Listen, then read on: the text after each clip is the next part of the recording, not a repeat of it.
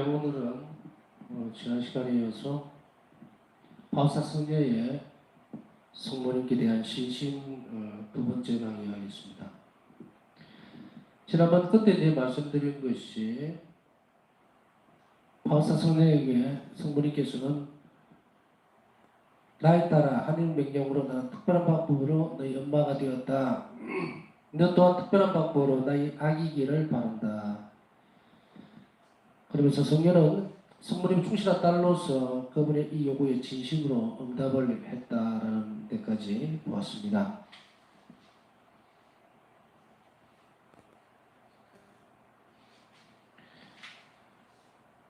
성녀는 이런 응답으로서 하나님의 어머니 지극히 거룩할 마리아니 나의 어머니시여 당신의 사랑하시는 아드님께서는 저희 정배이시기에 당신의 지금 특별한 방법으로 저희 어머니이시며 그래서 그분과 저는 모두 당신의 자녀입니다. 당신 아드님을 보시면 저를 사랑하셔야만 합니다. 오 마리아님 나의 사랑할 어머니시여 저희 영성생활이 이 부분에서 바우사 성녀가 강조를 하고 있는 것 같습니다. 무엇을 도대체 봉헌했는가? 어떤 부분에 있어서 성모님에게 응답을 했는가? 그것은 바로 바우사 성녀의 당신 영성생활이 당신 아들인 예수님을 기쁘게 해드릴 수 있도록 이끌어 주십시오 라고 일기 240번에서 말씀하고 있죠.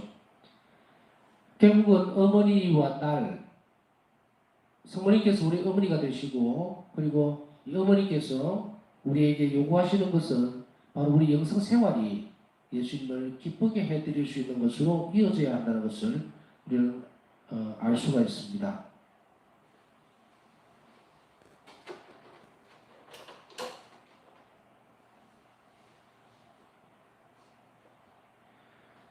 그 다음에 성모님과 성녀의 아주 개인적인 관계는 매일의 삶의 다양한 상황에서 뚜렷하게 드러납니다. 말로만 그쳐서는 안 되겠죠. 이제 바우사 성녀는 성모님 요청에 따라서 충실한 딸로서 그리고 당신의 바우사 성녀 당신의 영성생활 전체가 예수님을 기쁘게 해드릴 수 있는 그쪽으로만 갈 수 있도록 그렇게 이끌어 주십사고 청하게 되고 그렇게 봉헌을 하게 되죠. 그렇다면 바우사 성녀는 이제 실천적인 부분에서 어떻게 사셔야 했는가? 분명히 어머니에게 봉헌하고 그리고 당신 영성생활을 인도해 달라고 청했기 때문에 그냥 이끌어 주십시오라고 이렇게만 말씀드리고 나면 안 되겠죠. 빈말이 되겠죠.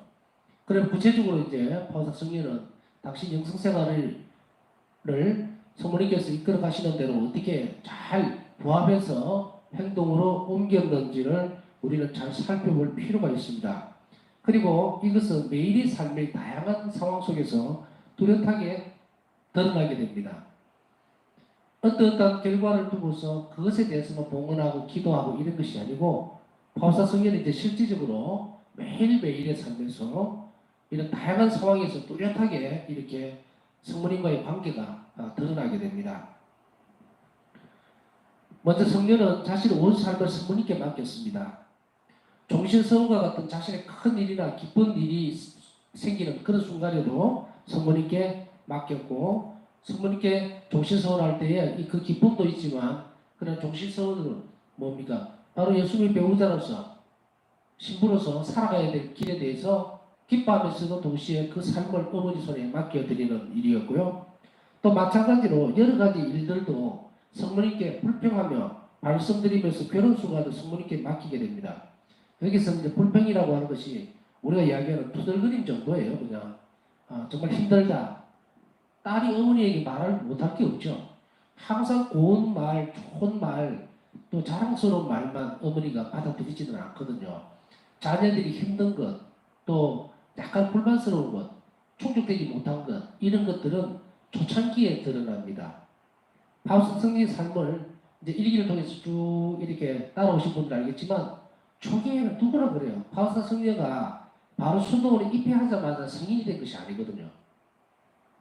그러나 더 놀라운 사실은 이 일기에서 드러나고 있는 부분들을 살펴보면요. 너무도 인간적인 측면까지 다 그대로 가감없이 기록하고 있다는 거예요. 예수님께서 그렇게 하도록 했습니다. 좋은 것, 예쁜 것, 아름다운 것, 충실한 것 이것만 적으면 진짜로 미사연구가 되어버리는 그러니까 아주 마음에 드는 그런 것들만 하라는 것이 아니었어요. 정말 부끄러운 것, 정말로 인간적으로 나약했을 때 우리 같은 때는 일기 쓰는 분들도 많이 계시리라고 생각하는데 한 번씩 이제 경험적으로 보면 그렇잖아요. 일기를 적어 놓는 분들은 일기를 적고 있다가 어느 순간에 이제 이렇게 넘겨보죠. 넘겨봤을 때 내가 참 부끄러울 정도로 내가 이런 생각을 했었구나. 또 이런 마음가짐이었구나. 그런 거 느낄 때가 있잖아요. 마찬가지로 일기를 안 적으시는 분들은 또 한 번씩 지나간 그 시간들의 사진들이라든지 사진첩 같은 거 있는 게 보다 보면 정말 촌스럽게 이렇게 해서 어떻게 다녔을까. 저도 30년 전에 뭐 40년 전에 혹은 더 이상 시간인데 어릴 때 모습 보면요. 야, 참 촌스럽다. 그런데도 그게 좋다고 탁 이렇게 포즈를 취해가지고 있는 그런 거 보면 좀 남들 보여주기가 부끄럽죠. 신학교 때의 사진만 보더라도 그래요. 독서직 받았을 때 수단을 처음 입으니까 너무 좋아서 온갖 포즈를 다 잡고 뭐 이렇게 사진을 찍은 걸 보면 지금 보면 남 보여주기가 참 힘들 정도로 그런 모습을 볼 수가 있는데 마찬가지로 바우사 성경은 초기의 모습이에요. 그래서 그걸 부끄러워하지 않고 그대로 하나님 앞에 드러내고 그리고 그것을 기록해 가면서 인간의 초기의 부분, 초창기의 부분들을 안다는 것은 참 중요하기도 합니다. 그래서 바우사 성경께서도 이렇게 초기에는 이렇게 되었으니 우리 또한 그 길을 따라가면서 우리가 좀 약하고 또 보잘것없고 어떤 때는 참 비루한 그런 모습을 보인다 하더라도 절망하거나 실망하지 말라고 이 바우사 성경의 일기에 당신 자신의 모습을 그대로 적도록 예수님께서 하신 것. 그것도 큰 자비죠. 우리가 용기를 잃지 않고 그리고 그런 것들을 따라올 수 있도록. 그래서 때로도 불평을 할 때도 있었고 또 그것이 시간이 지나면 참 주님 보시기에 좋지 못했구나 하는 걸 느낄 때도 있고 그렇잖아요. 그러니까 그것을 잘못을 부끄러워하는 것은 그건 죄가 아니에요. 잘못을 비추는 것, 그것은 희망이 있거든요. 고쳐나갈 수 있는. 희망이 있기 때문에 항상 그것은 하나님 자비를 입을 수 있는 조건이 됩니다. 그러나 그것조차도 느끼지 못한다면 문제가 좀 심각하겠죠. 여튼 바우사 성경은 이렇게 어머니신 마리아에게 아주 사소한 부분들까지 다 말씀드리면서 큰 일이든 또 작은 일이든 기쁜 일이든 혹은 슬퍼하던 일이 생겼던 혹은 정말 불만스러웠던 부분들도 다 말씀드리면서 성모님께 맡기고 성모님의 이끄심에 따라갈 것을 충실하게 약속을 하면서 그렇게 살아가는 모습을 우리는 볼 수가 있습니다. 1기 77번에 보면 마리아님 나의 어머니시여 저는 당신께 제 영혼과 육신, 삶과 죽음 그리고 그에 따르는 모든 것을 봉헌합니다. 저는 모든 것을 당신 손에 맡깁니다. 우리가 내주 단원들 선서식 할 때나 이렇게 보면은 이 성모님께 자신을 봉헌하는 기도를 바치게 되죠. 그게 보면은 뭡니까? 우리의 온 생기를 다 봉헌합니다. 이렇게 했는데 문제는 뭐냐면 이 봉헌을 충실하게 잘 지켰느냐의 문제가 우리에게 따라오겠죠. 우리는 이 부분들을 잘 살펴볼 필요가 있겠습니다. 성모님께 봉헌만 내놓고 지키지 못하고 입으로만 봉헌합니다. 그래놓고 할 수도 있겠지만 그러나 그것보다도 제가 볼 때는 바우사 성녀의 성모님께 대한 신신 부분을 우리가 살펴보면서 우리가 몰라서 못했다라는 생각이 많이 들어요. 봉헌을 했는데 어떻게 하는지를 모르는 거죠. 그렇기 때문에 구체적인 방안을 우리는 찾아 나가면 됩니다. 우리가 내조 나누면서 봉헌을 했든 아니면 오늘 이 성신화를 통해서 성모님께 봉헌을 하든 그것은 뭐 큰 문제가 아니에요. 어떤 내용을 봉헌하느냐의 문제입니다. 그러니까 이 봉헌이라고 하는 것은 구체적인 뭐가 있어야 되거든요. 그러니까 전생일을 봉헌하겠습니다. 제 삶과 죽음까지 성모님 손에 맡겨드립니다라고 했을 때에 이제 그 다음에 실행되어야 되는 것은 아주 작은 부분에서 있어서도 성모님의 도움을 자꾸 청하고 또 성모님께서 우리 영혼을 어떻게 예수님께로 이끌어가는지 그 부분을 자꾸 귀를 기울여야 합니다. 그래서 우리가 성모님께 드리는 기도도 묵주기도만 바치고 그 다음에 그렇게 하는 걸로는 친밀감이 생기질 않아요. 그렇기 때문에 우리가 살아가면서 아까 바우사 성경의 예를 들어서 말씀을 드렸습니다만은 아주 작은 부분들도 성모님께 논의를 하고 상의하고 그리고 예수님을 또 어떻게 하면 더 사랑해 드릴 수 있을지 때때로 주님께서 불쾌한 것이 없는지 내 삶에 대해서 내 생활 태도에 대해서 그럴 때는 성모님께 손을 벌려야 돼요. 그래서 어머니 마리아께 가서 이런 부분들을 알 수가 없으니까 잘 알려주시라고 청해야 되고, 또 하나님 자비를 실천하는 데 있어서도 어려운 것이 있으면 성모님 손에서 그 종을 받아내야 됩니다. 두 번째로 성녀는 예수님을 더욱 사랑하게 됩니다. 이제 성모님께 맡기고 나서부터는 점점 그 영성생활에서 아까 뭐라 그랬습니까? 영성생활 자체를 어머니 마리아 손에 맡겼죠.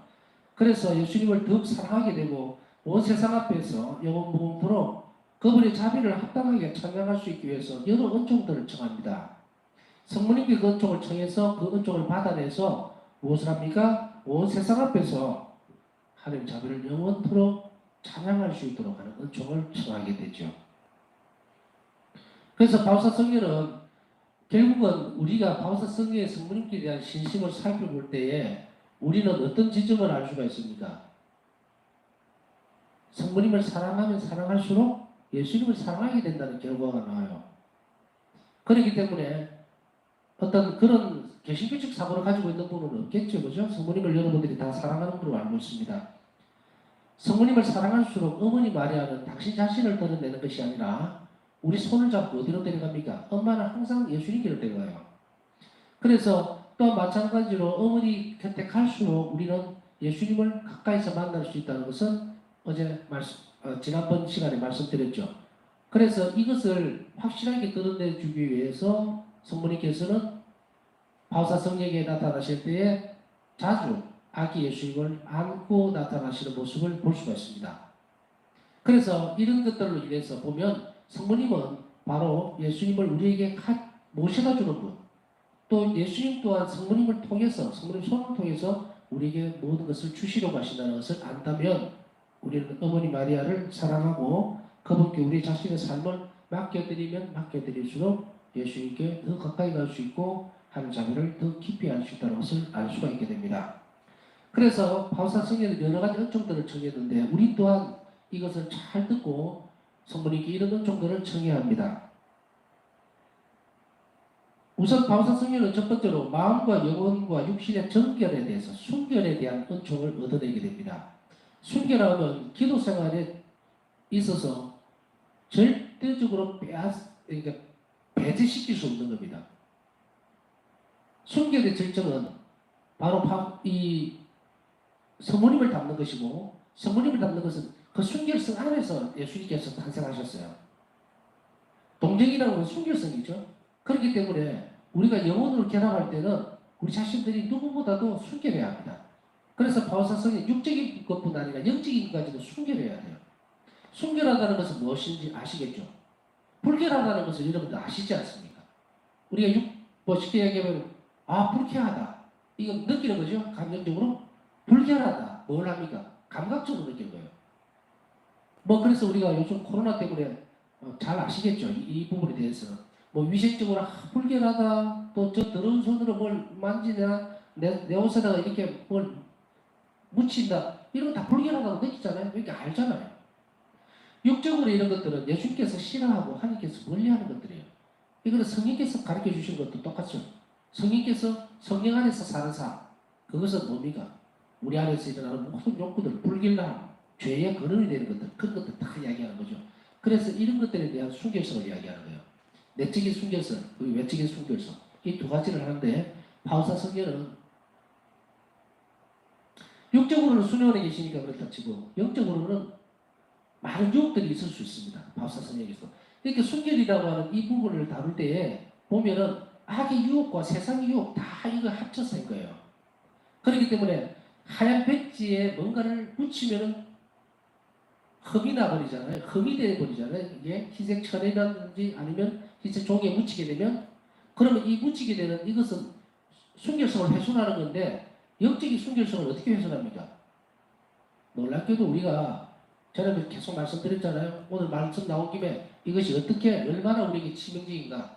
그것은 불결함이라는 것, 순수성의 문제를 해소시키는 영혼의 순수성을 깨버리는 이런 것들은 무엇이냐면 우리가 쉽게 이야기하는 아주 근접해서 보면은 오늘의 운세를 본다든지 철학과를 기웃거린다든지 아니면 걸로 되어 있는 철학 관련된 것 이걸 한다든지 뭐 전화로 뭐 어떤 분이 나는 점을 치기는 쳤어요. 근데 그 사람을 점치기를 만들지는 않았습니다. 전화로 했는데 이것도 죄입니까? 전화로 한 것도 죄입니다. 왜? 귀도 오만이요, 오만. 귀로 들으면 정신이 훼손돼 버리죠. 또 마찬가지로 이단적인 것들, 신천지라든지 이런 것들 불결한 것이 아니고요. 순결성을 훼손하기 때문에 하나님 안에 머물 수가 없어요. 이는 한참이 위배되는 거거든. 불순명도 있지만 불순결도 있단 말입니다. 그것은 오로지 하나님께만 우리 영혼이 열려져 있어야 되고 그것은 어디를 통해서 온다? 그것은 바로 이 그리스도교 교회를 통해서 성체 석사를 통해서 우리에게 주어지는 거예요. 그렇기 때문에 우리 그리스도교인들에게 있어서 하나님의 계란이라는 것은 이런 순결성의 문제가 대단히 중요합니다. 우리가 기도 생활을 열심히 하고 영성 생활을 열심히 하려면요. 이 부분을 훼손시켜 놓고 나면 영성 생활에 진보는 가져올 수 없어요. 시궁창에다가 무슨 예수님이 그것을 오시겠어요? 우리가 함부로 말하면 왜 우리 입이 자비로워지게 해주십시오. 제가 성시간 때 파우사 성령의 구일기도를 바치죠. 우리의 입이, 눈이, 귀가 모든 것들이 다 그렇게 자비로워지게 해달라는 것은 뭐냐면 바로 이 순결성 때문에 그렇다. 입으로 죄를 짓는 것, 그것도 불순결이죠. 이런 것들을 다 포함했는데 사실은 이런 것들을 우리 의지라든지 생각이라든지 이런 것으로 막아내기에는 한계가 있어요. 우리는 절대적으로 그렇게 하지를 못합니다. 그렇기 때문에 바울서 성령에게서 보면은 뭐냐 내적인 어떤 부분들을 어떻게 복원합니까? 우리 안에서 일어나는 선한 생각이든 지향이든 그건 전부 다 영성제 덕분이다. 주님께서 내 안에 오셔서 그분을 통해서만 주어지는 것이에요. 선함이라는 게. 그렇기 때문에 우리는 이렇게 노출되어 있단 말이죠. 이런 노출되어 있는 것이기 때문에 바울서 성령도 또한 마찬가지로 이런 위험성들을 알고 있었어요. 그래서 혹시나 분노라든지 조절하지 못하는 것 얼마나 많은 사람들이 바울서 성령을 괴롭혔는지는 다 우리가 아시잖아요. 자이든 타이든 여하튼 그렇게 했을 때 왜 화가 안 나겠습니까? 왜 짜증이 안 나겠어요? 응? 정말로 예수님과는 잘 지내고 바울서 성령 또한 정말로 조용한 분이었는데 그렇게 아무 얘기도 해느끼지 않는 그분에게 그렇게 공격을 해야 되니까 정말 그렇게 할 수는 없었겠죠. 내적인 분노가 또 화가 나는 것도 있을 거고 불평도 있었을 거예요. 그러나 이런 위험성들조차도 떼내야 돼요. 그러기 위해서 단 한치도 하나님 앞에 죄를 짓지 않으려고 하는 성령의 결심이 이제 하느님 손에 달려있다는 것을 알게 되죠. 그래서 바울사 성령은 가장 먼저 성모님 손에 이 부분을 맡깁니다. 그래서 마음과 영혼과 육신의 정결, 순결의 은총을 성모님께로부터 얻어내게 됩니다. 그렇게 함으로 인해서 바울사 성령 일기에서 여러분들 일기 잘 따라오셨으면 아시죠? 회상하듯이 바울사 성령은 당신 자신의 순결을 이 부분에 대한 은총은 성모님 손에 받아내었다. 은총을 얻었다. 이런 몇 년을 기도하였어요. 몇 년을 계속해서 기도했습니다.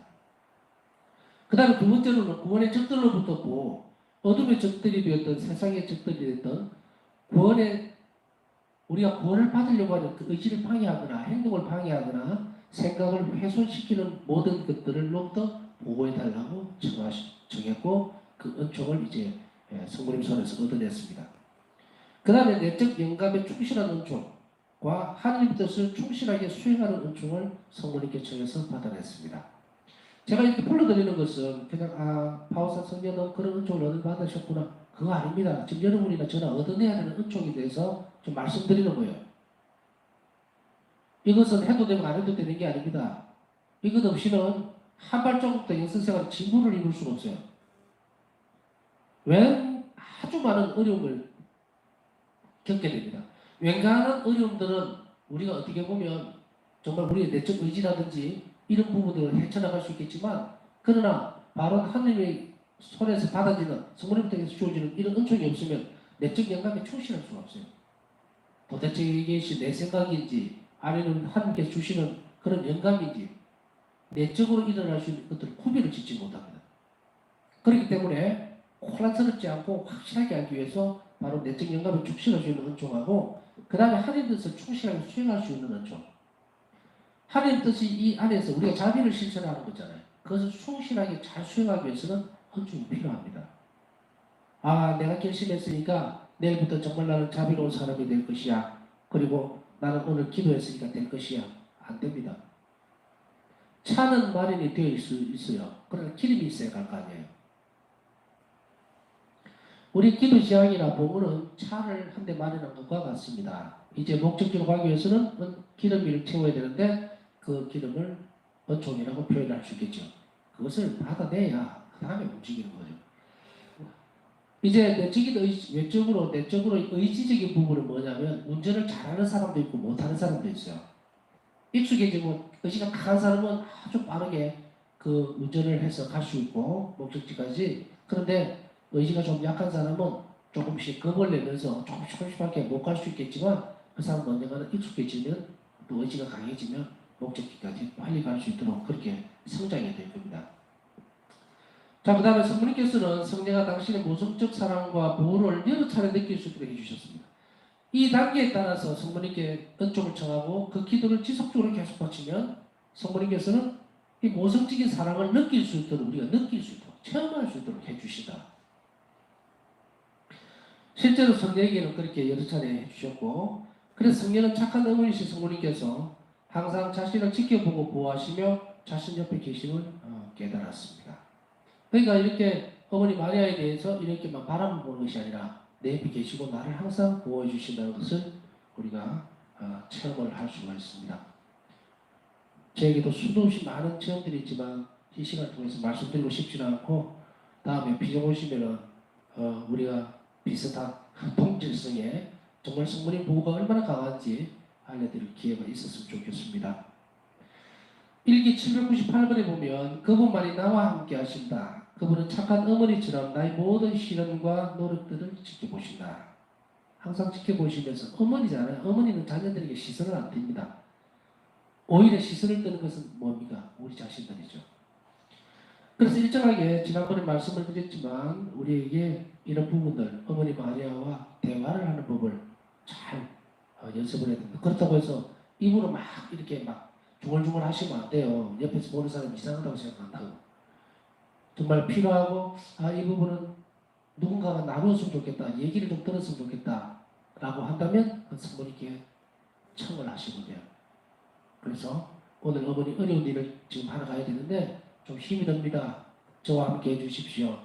제 손을 잡고 가도록 해주십시오.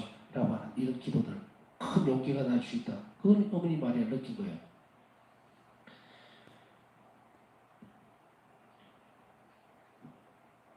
그 다음에 성모님께서는 당신의 영적 딸인 성녀에게 당신 자신의 체험, 성모님 당신께서 가지셨던 그런 체험들까지도 느끼도록 해주시고 또한 신비들도 성녀와 함께 나누도록 그렇게 해주셨습니다. 일기 1437번에 보면요. 영성체후의 하나님 어머니께서는 당신 아드님으로 인해 마음에 가지셨던 걱정스러운 염려를 내가 느낄 수 있도록 해주셨다. 성모님께서 주시는 거예요. 성모님의 마음과 걱정스러움, 염려스러움 어떤 부분인지 모르지만 영성체후에 내가 느낄 수 있도록 해주셨다. 바로 이런 것들이 우리에게 주어지는 은총입니다. 성모님께서는 우리가 당신 어머니시면서 우리에게 당신이 어머니시면서 또 우리가 당신 자녀임을 확실하게 드러내주기 위해서 각 개개인에게 대화를 하시는 거예요. 말씀을 건네시고 그리고 그 안에서 함께 사신다고 하는 것을 지속적으로 알려줍니다. 우리는 그러려면 어떻게 돼요? 어린아이와 같이 단순하게 어머니를 바라봐야 됩니다. 그것을 자꾸 연습해야 되고 또 어려운고 힘들 일이 있을 때는 그렇게 하셔야 돼요. 제가 옛날에 아주 어려운 결정을 해야 될 순간이 있어서 정말 화해를 해야 되는데 내 잘못은 아무것도 없어요. 그런데 정말 용기가 안 나는 거예요. 너무 억울하고. 그래서 내 방에 모시고 있던 그 성모님 상을 꼭 손에 안고 갔어요. 나는 잘못한 것이 없는데 무조건 잘못했다고 얘기해줘야만 그 상황이 정리가 되는 그런 것이 있어요. 자세히 말씀 못 드리겠는데 근데 그때 내가 품에 안고 갔던 성모님 상이 빈자의 어머니 만내 성모님인데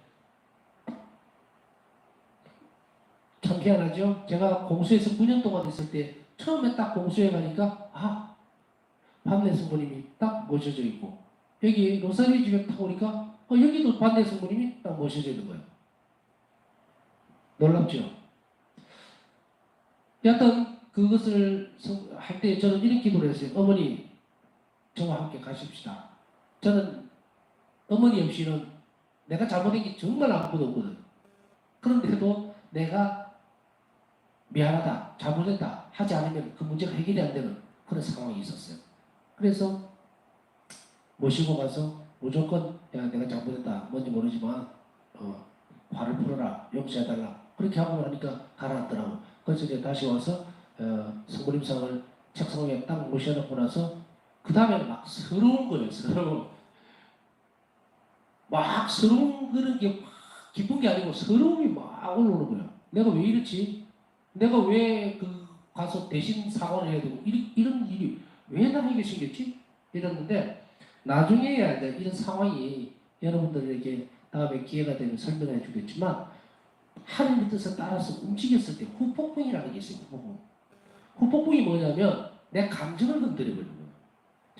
하느님께서 원하시니까 순수하겠다라는 그 뒷면에 후폭풍이 따라와요. 감정적인 부분들이 컨트롤을 못합니다. 그럼 확 뒤집어져 버려요. 그러면 일은 끝났는데도 불구하고 감정적인 것 때문에 기쁨을 박탈당할 수가 있어요. 그랬을 때는 빨리 추스려야 돼요. 그래서 묵주를 지고 기도를 하고 나니까 그 다음에 이것이 싹 없어지더라고요. 그러면서 기쁨이 딱 자리를 잡는데 어쨌든 참 잘했다. 내가 잘 행동했구나. 이것이 이제 뒤에 따라오는데 하여간 그런 체험들이 성부님과 점점 우리 자리를 크게 만드는 부분들이 됩니다. 그래서 어떤 일들을 해결할 때나 어떤 상황을 내 힘으로 안 될 때에 어머니께 도움을 청하고 함께하고 있다는 그 의식을 가지고 그 일이 해결되었을 때 우리는 어머니를 더 가까이서 살아있는 분으로 더 가까이서 느낄 수 있다는 거. 그 여러분들이 연습을 하시면 돼요. 나는 동정마리아님의 성천 때의 그분의 기쁨을 깨달았다. 일기 1244, 일기 182 참조. 성모님께서 성천하실 때에 예수님을 바라보던 그 기쁨, 그 그리움, 그것을 이 성녀에게 느끼도록 해준 거예요. 이제 우리가 이렇게 파사 성녀의 모습들, 그리고 어머니와 하나가 되려고 하는 그런 시선들, 마음들, 그것이 점점점 커지면 우리는 그렇게 됩니다. 우리 자신들도 예수님. 그래서 여러분들 이 기도를 한 번씩 해보셨는가 모르겠는데, 저는 그래요. 사수 때가 되면 계속해서 예수님께 집중을 하지만 동시에 사순 그 40일 동안 혹은 예수님께서 올리브동산에 기도하실 때 성모님은 얼마나 가슴이 타고 찢어지겠어요. 아시니까, 영원히 아시니까, 당신 영이 아시니까. 생각만 해도 끔찍한 일들이죠.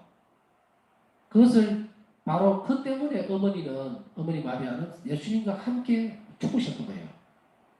온전히 죽으셨고, 온전히 같이 부활하신 거예요. 그래서 하나님의 어머니이심에서 우리 어머니가 되신 거예요. 성모님은 우리에게 그래서 영적인 어머니뿐 아니라 우리의 천상 어머니로서 또 교회의 어머니로서 우리를 끈을 지켜주신다는 것을 우리는 절대로 잊지 말아야 합니다. 네가 나와 하나 되어진 은총과 특전에 대해 성삼께 찬미를 드릴 때 넌 나에게 큰 기쁨을 준다. 어머니는 우리에게 칠수감의 표준으로서만 자리를 잡는 것이 아니고 더 깊이 움직이는 그러한 하나의 형태로서 또 모형으로서 우리에게 주어집니다. 그렇기 때문에 우리는 어머니 마리아와 함께 사는 법들을 배우셔야 돼요. 그래서 오늘 아침에 눈을 떴을 때도 내일 아침에 눈을 떴을 때도 어머니 제 손을 잡아주시고 그리고 오늘 하루도 걱정거리도 많고 또 해결해야 될 일도 많겠지만 어머니가 누구십니까? 예수님께서 원하시는 것을 빨리 받아서 때가 되지 않았음에도 그 일을 이루어주신 분입니다. 그러니 오늘 제 근심과 걱정도 어머니 손에 맡기고 어머니 손을 잡고 저는 갈 것입니다 라고 하시면 얼마나 그 하루가 행복한지 모릅니다. 물론 어려움이 없다는 말은 아니에요. 고통은 우리가 죽을 때까지 없어지지 않습니다. 그러나 그 고통 속에서 기쁨을 찾아낼 수 있고 그것을 끄집어낼 수 있고 알려주실 수 있는 분은 어머니 마리아입니다. 저는 올리브동산에서 예수님께서 기도하셨던 그 모습들을 보면서 여러분들 어떤 묵상을 하셨는지 모르겠지만 가끔씩 그런 기도를 자주 하려고 합니다. 성모님 손에 그걸 얻어내고 싶은 거죠. 그걸 느끼고 싶습니다. 꼭 기쁨만이 아니고 사순 때에 어머니 마리아께서 얼마나 불안해하시지는 않으셨지만 너무도 슬퍼하시는 그 영혼의 아픔을 알고 싶습니다. 같이 느끼고 싶습니다.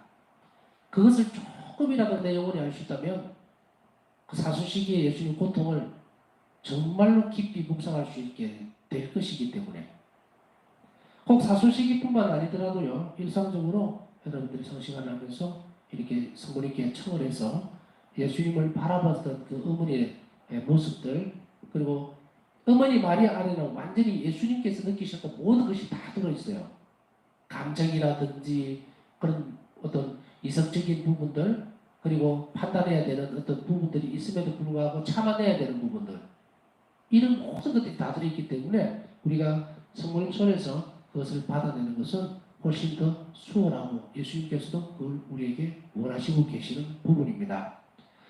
자, 오늘은 이 시간을 통해서 성모님 좀 더 친숙하게 어머니 마리아에 대해서 좀 더 알 수 있도록 우리는 예수님께 기도를 많이 하죠. 또 반대적으로는 예수님께 가까이 갈 수 있도록 예수님께서 우리 삶에서 뭘 원하시는지 또 내 삶을 보호해 주시고 잘 이끌어 가실 수 있는 분으로서 바울사 성지처럼 느낄 수 있도록 우리 자신에게 필요한 은총을 주십사하고 이 시간에 함께 기도하면서 필요한 은총을 청하도록 합시다.